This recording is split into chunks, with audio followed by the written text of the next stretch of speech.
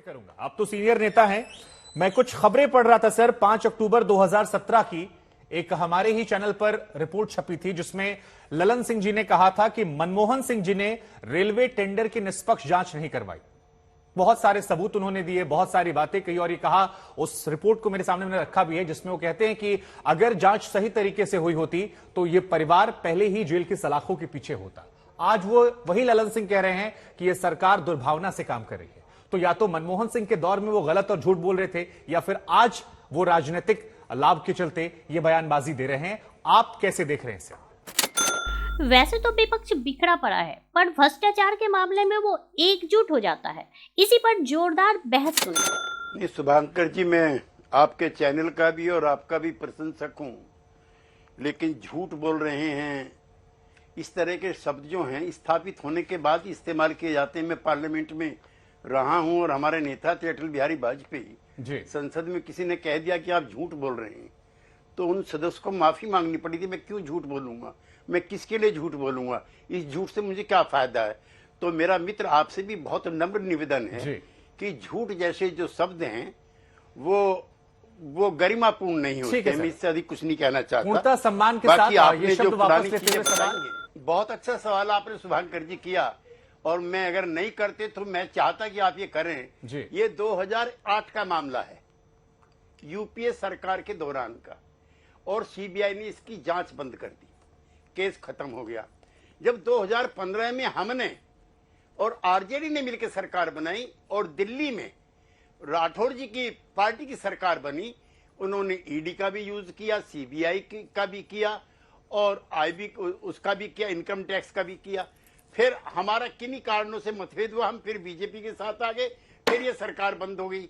अब हम जब से बीजेपी का साथ छोड़ा है, तब से पुनः वही पुराने मामले जो बंद हो गए थे 2014 में, वो फिर शुरू हो गए। मैं शुरू होने के खिलाफ नहीं, शुभांकर जी, जो मेरा प्रारंभिक संबोधन है, लेकिन इसमें बदले की भावना की, राजनीतिक भावना की बूनी आनी चाहिए। हमारे नेता अटल बिहारी वाजपेयी कह चुके हैं कि छोटे मन से कोई बड़ा नहीं होता, तो बड़ापन दिखाना चाहिए, निष्पक्षता दिखानी चाहिए। हमारी पार्टी सबसे पहले तो जब सत्ता में जब जनता के सामने गई तो इसी लक्ष्य के साथ गई कि देश के अंदर राजनीति का जो स्तर है उसको सुधारना है।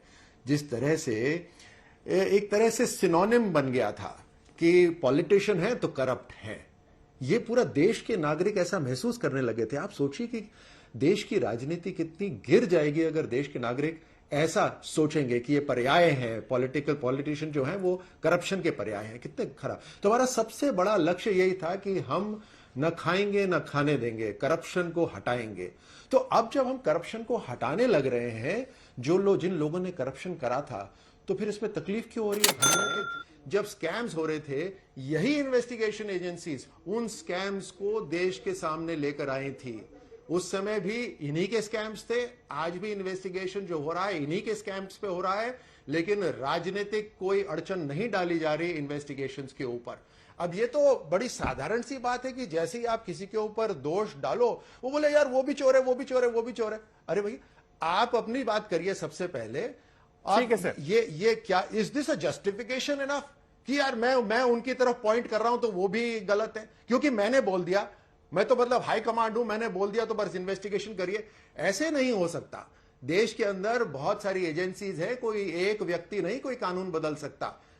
पूरे पार्लियामेंट के अंदर सब लोग जुड़ते हैं तब कानून बनते हैं, और इन्वेस्टिगेशन एजेंसीज अपना काम कर रही हैं। जहां तक बात रही, इन्वेस्टिगेशन एजेंसीज तहकीकात कर रही हैं। हमारी सरकार कहकर आई थी कि हम ये जितना भी करप्शन है इसके तह तक जाएंगे। ठीक है सर, मैंने हम देश को आगे ले जाएंगे। अगले मेहमान के पास जाने से पहले आपने कहा कि मैं अपनी उपलब्धियां गिनवा रहा हूं, हम देश को आगे भी ले जा रहे हैं और हम इन्वेस्टिगेशन अगले शुभांकर जी ये क्या बोलेंगे रोहन जी? देखिए शुभांकर जी, राहुल गांधी जी से संसद में तो भाजपा, मैं बोल रहा हूं, राहुल गांधी जी से तो संसद में भाजपा डर गई, पर राहुल गांधी जी सड़क पे ज्यादा खतरनाक है, अब भाजपा को मालूम चलेगा। इसकी शुरुआत हो चुकी है। राहुल जी ने कहा कि आप मुझे परमानेंट डिस्क्वालीफाई कर दीजिए। राहुल जी, देश के लिए खतरा है, खून में ये सच्चाई है, उसके लिए मैं लड़ता रहूंगा। और वो लड़ते आज़ादी के रहेंगे मुद्दे और पे ये उनको चुनाव मालूम लड़ेंगे। चलेगा। आने वाले दिनों में समझ में आएगा कि इन्होंने ठीक है। कितनी बड़ी गलती कर दी है।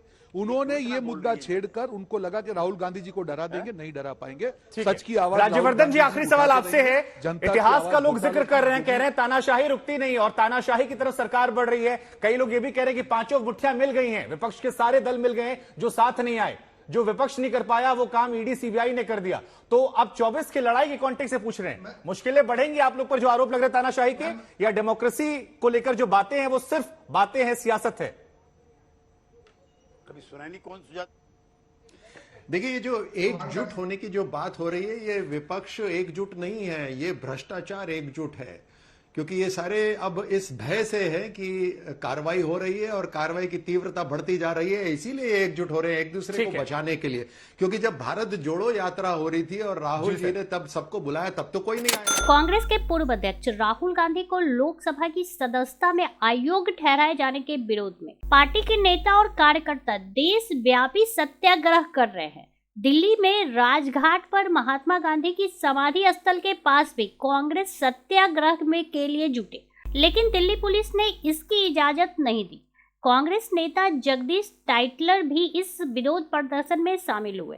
कांग्रेस अध्यक्ष मल्लिकार्जुन खड़गे, पार्टी महासचिव प्रियंका गांधी वाड्रा और कांग्रेस के कई अन्य नेता दिल्ली में राजघाट पर आयोजित संकल्प सत्याग्रह में शामिल हुए। कांग्रेस अध्यक्ष मल्लिकार्जुन खड़गे ने कहा, राहुल गांधी ने एक भाषण दिया जिसके चलते उन्हें सजा हुई, लेकिन मोदी जी ने तो ना जाने कितने भाषण गांधी परिवार और कांग्रेस के खिलाफ दिए। उन पर तो कब का मानहानि का केस लगाकर शिक्षा देनी चाहिए थी। नीरव मोदी, मेहुल चौकसी, ललित मोदी ओबीसी हैं तो ये देश का पैसा लूटकर भाग गए। अगर ये भगौड़े हैं और राहुल गांधी ने भगौड़ों को लेकर बोला तो फिर आपको दर्द क्यों हुआ? मल्लिकार्जुन ने कहा कि जहां हमने त्रुटियां पाई हैं, हमें उम्मीद है कि हाई कोर्ट में राहत मिलेगी। न्यायपालिका में हमें विश्वास है। यह मामला सिर्फ उन फैसले के बारे में है जो भारत के लोकतंत्र पर क्या प्रभाव पड़ रहा है उस पर है।